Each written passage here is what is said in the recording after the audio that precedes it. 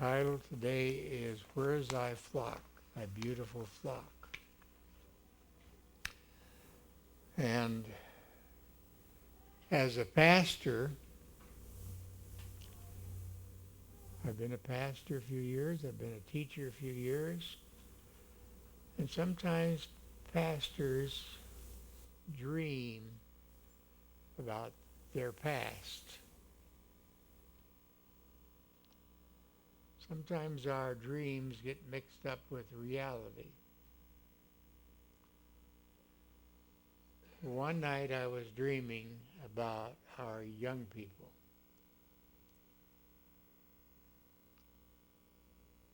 So I was thinking about our young people in the middle of the night. In my dream, I was at one of the churches that I'd pastored. And I was talking with a group of young people, Pathfinders. We had a Pathfinder club in that church. And in my dream, I saw a kid, a young person, peeking around the corner. And I said in my dream, "Who is that kid?" The little kid was in tattered clothing. So I asked one of the Pathfinders, "Go get the young person. Come out. Stop sneaking around." I told him, "That's all right. You can stay." I don't know why I was dreaming that way, but I guess because I had a burden on my heart for young people. Then in my dream, I saw another scene. And I saw some of our young people, and I said, "Where were you last week?" We all took part in a citywide rally of young people where our Pathfinders participated along with Boy Scouts and hundreds of young people. We were invited to bring our young people in uniform to march with the other city young people. Then in my dream, I was back in my church. And I was visiting the different Sabbath school divisions. This is one of the things I like to do. Go to Mara's room, you know. Sometimes she has 20 children in there. In my dream, I was going to different divisions. This morning I went in to the kindergarten primary room, and there was 27 young people in there. Well, as I was visiting in the different departments, somebody handed me a Sabbath school quarterly, asked me to teach the lesson. Well, then in my dream, the scene changed. And this time I was in Waukegan, Illinois.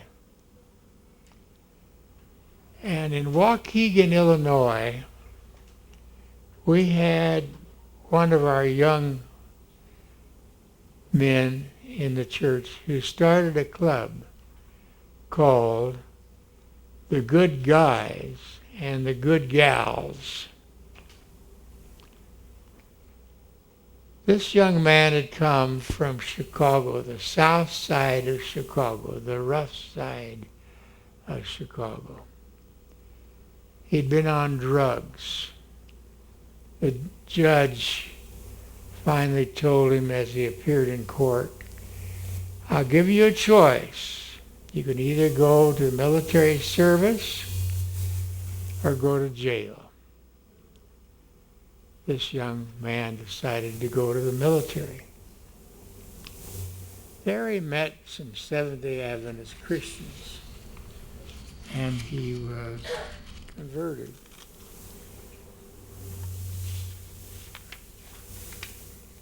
When he came to our church in Waukegan, Illinois, after he got out of the military. He began hunting around, visiting in the ghetto around Waukegan. In that ghetto, there was young people whose parents were prostitutes, who were gangsters, who were from broken homes, who had parents in prison, rejects from society. And this young man had a burden for these young people because he had been raised in that kind of a situation. So, when he came to my church in Waukegan, he said, I want to get these young people and have them join the Pathfinder Club. Well, bless your heart. That didn't work out very good. These kids were so restless, so full of the old Nick, so full of the trauma of their home life, parents who were prostitutes, parents who were gangsters, parents who were not parenting. So he decided to start his own club. It just didn't fit into the Pathfinder Club. They were rejected. So he called them the good guys and the good gals, trying to start in a positive way. And this is a true story. There in Waukegan, he got a couple of his other friends. And they started this club. He would go around in his station wagon and gather up the kids from the ghetto and saying, we're going to have fun tonight. We got a club for the good guys and the good gals. And after we're all done, we're going to go to Dunkin' Donuts. Well, now, you know, maybe that isn't the way that normally Seventh-day Adventists would operate. But they would get together, and he would take them over to the big room in the basement of the church, and they would do calisthenics first to work off all of that energy. And they were full of it. He'd taken them around to some other Adventist churches, and they caused so much disturbance that the people didn't want him to come back. He'd mess up their toilets and do all kinds of naughty things. Well, he'd get them each week, do the calisthenics. They would do some crafts. They would do something else they'd like to do. And then they would pile in his old station wagon, cluckety-cluck, cluckety-cluck. Station wagon would go over to Dunkin' Donuts.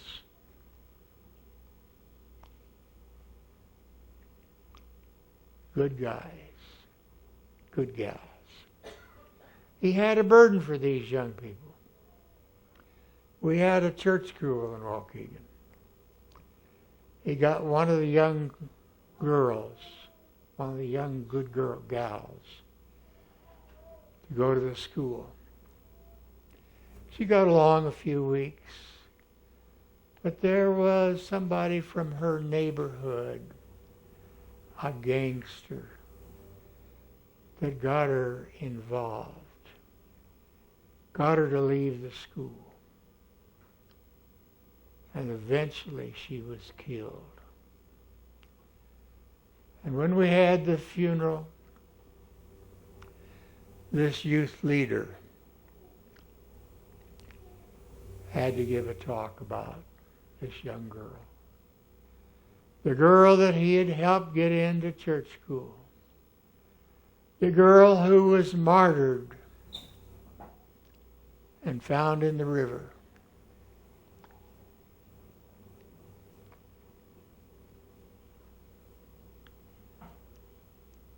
Yes, our Adventist leader had a burden for the young people in his community. And he tried to save and salvage some of the young people off the streets. Keep them out of trouble by having the club, the good guys and the good gals.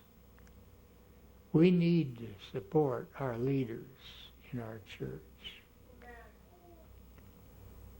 I thought about how that club one night, we invited them around Christmas time to the parsonage, which was built just a short distance from the church in Gurney.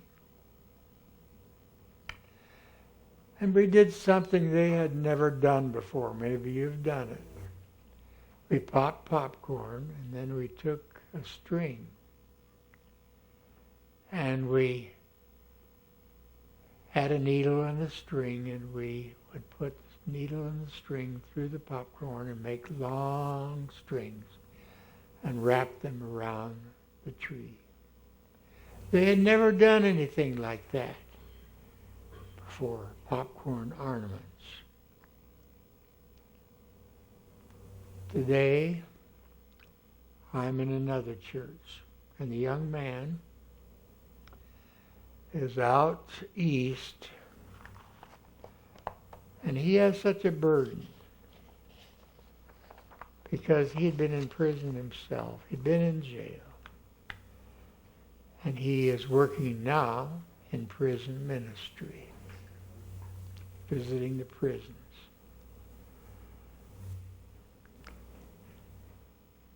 The church needs to be intentional and serious in planning its mission to the children, both within the church, right here, and the young people in our neighborhoods. Included in the plans are one thing that we're already doing, Vacation Bible School once a year. Other things are health expos, evangelistic campaigns, craft days, Bible camps. We sent many of our young people this year to Bible camp. And by the way, Connor was baptized last Sabbath at Bible camp. We need to reach the community children with the gospel of love. Sometimes we don't appreciate our Sabbath school leaders working with our children. Some of you ought to go visit Savannah's room. She does a wonderful job. The children are there. She tries very hard to get them to study their Sabbath school lesson. But you know, we have other leaders in our church. 27 young people this morning, and more were coming in the kindergarten and primary divisions. Do we appreciate what these leaders are doing?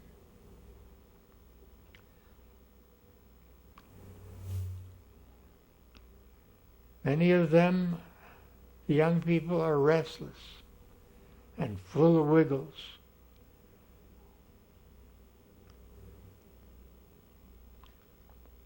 Something happening to the lights, or is it my eyes, or what? What? Oh, playing back there, okay.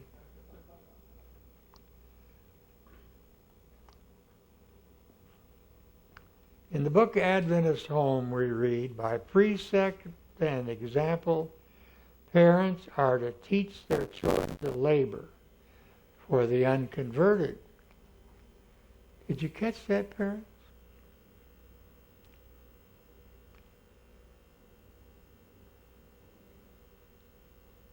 Well, let's see if we can tell them in their language.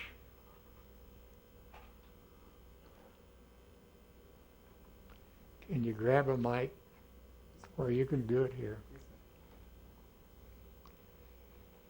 By precept and example, parents are to teach their children to labor for the unconverted.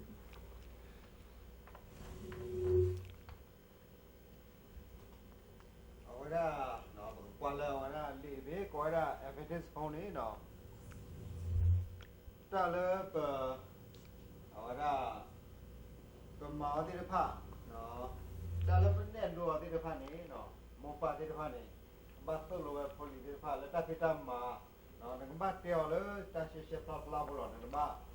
Te le ta ke du le ta ba pa ku to ri ora.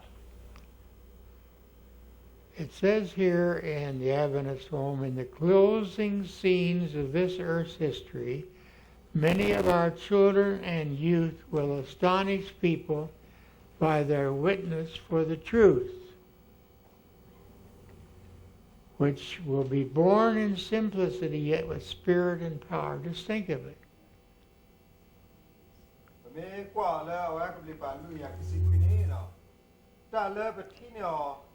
Hoku ata so khode pha so po de pha no phota de pha do batasa de pha ni no me kwa la lo tu lo tho do awete u da la ta me ta do awete so wa da ta vi ta wa de pha no do me lo ne awete u do ta tho la su de pha u do ta so da mo ni no. Just think of it, young people teaching the neighbors. When it may to what I said, la ta kusola, where they so la ta, city tell ta so that all the money. Sure, they've got to have guidance. The parents have got to guide. The adults in the church have got to mentor, but the young people can do more than we can ever realize.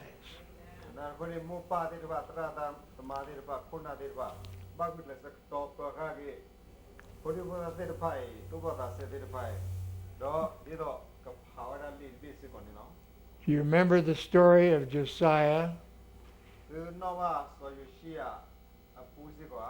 He became a king when he was 8 years old. Any 8-year-old young people here? Any 8-year-old? Oh, they're in the other room. Okay. But this 8-year-old boy, Josiah, brought reform to Israel. Let's turn to 2 Kings 23.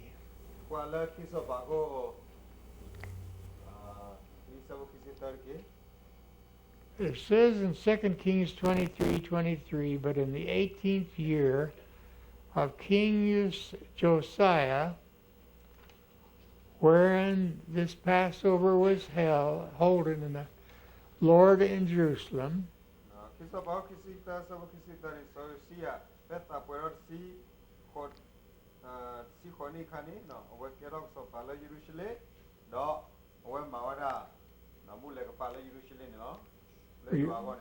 we read in verse 24, moreover, the workers with familiar spirits and the wizards and the images and the idols and abominations that were spied in the land of Judah and Jerusalem did Josiah put away, that he might perform the words of the law which were written in the book that Hilkiah the priest found in the house of the Lord.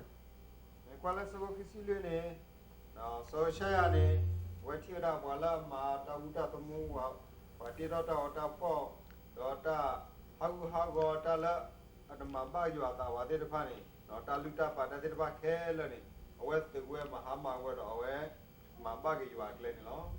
So just think of it, an 18-year-old boy cleaned up We the country of Judah. da tao phe si khoni la we magiro we da. Da sa yo ba omu lo ba you da botla magiro we ti kon lo. And we read in verse 25, and like unto him was there no king before him, that turned to the Lord with all his heart, with all his soul, with all his might, according to all the law of Moses, neither after him arose any like him. Me phala sa bu kisi ye ni. So pala so pa di do so pa we ni o nor ga ba. Do we ka ta su yo o. Do la ta tu ite ta de tu dobla ta dobla. Ma we di do so mo she ta tu da to. Le sa yo te ba to. Do awe ma gi ro we khelen lo. So we ask the question, can our young people do reform? But how are we going to know if we don't get acquainted with them?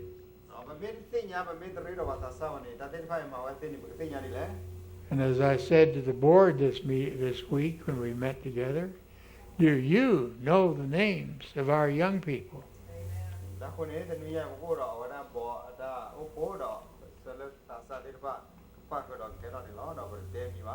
How many of the young people do you know their names?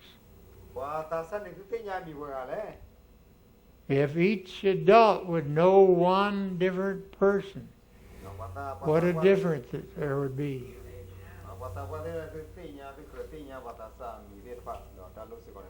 Ideally, each young person should have 5 adults that know them.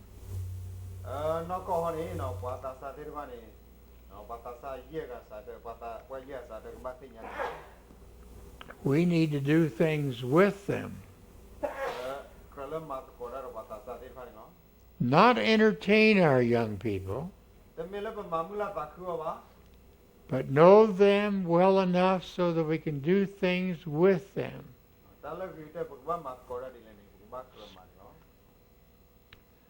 I think of Jesus and his experience with young people.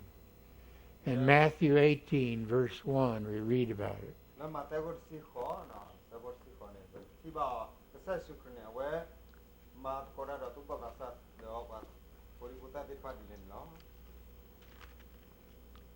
Matthew 18:1, it says,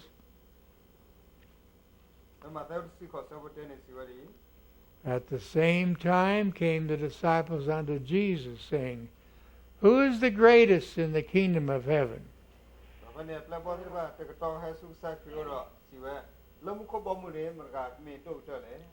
And what did Jesus say? And Jesus called a little child unto him and set him in the midst of them.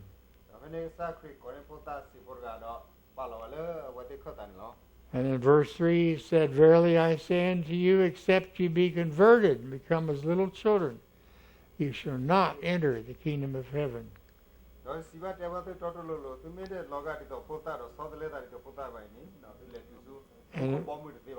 And verse 4, whosoever therefore shall humble himself as this little child, the same is greatest in the kingdom of heaven.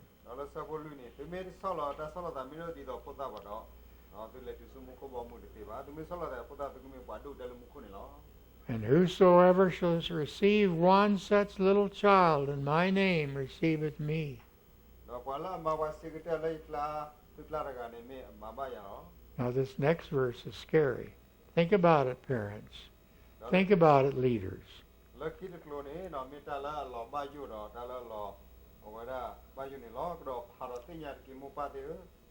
Who shall offend one of these little ones which believe in me?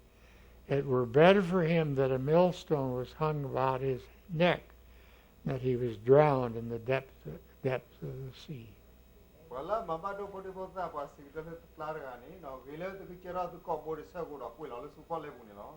In one church, I think it was Waukegan, we had an evangelist come in, and there were some young people, one particular family, young people wanted to be baptized, and the daddy said no.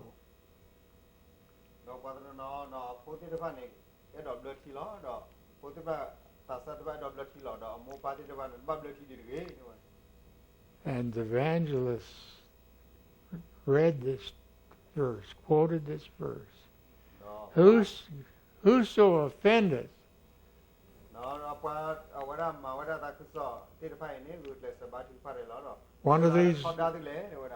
one of these little ones which believe in me,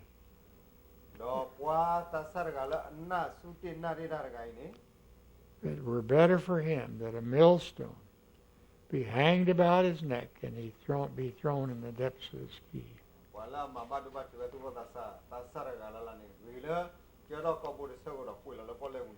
Let's encourage our young people to make decisions, and then when they want to work for Christ, let's encourage them to work for Christ.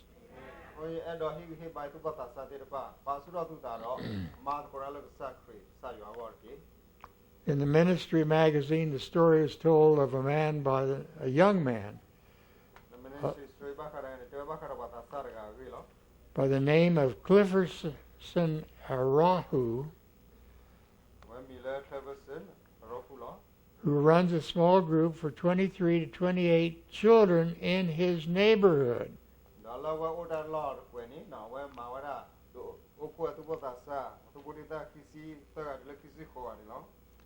Many of them are poor. Many of them have parents in prison, just like the good guys and the good gals. But he would show them a Bible story, video, then lead them to study the Bible. Each person was given a Bible, and they underlined the verses and discussed the lesson. And how old was the young man? How old do you suppose?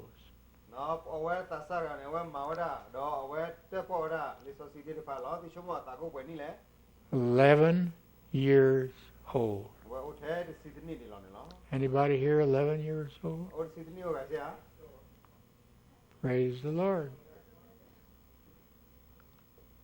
Let's not be afraid to put our young people to work. With proper leadership or mentoring,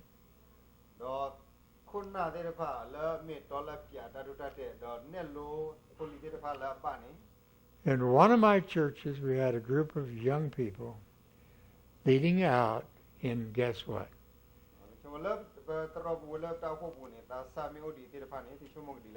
The Revelation Seminar.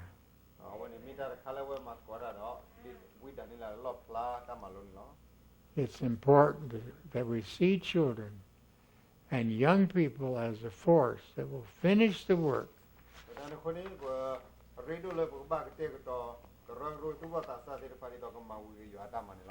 So Jesus can come.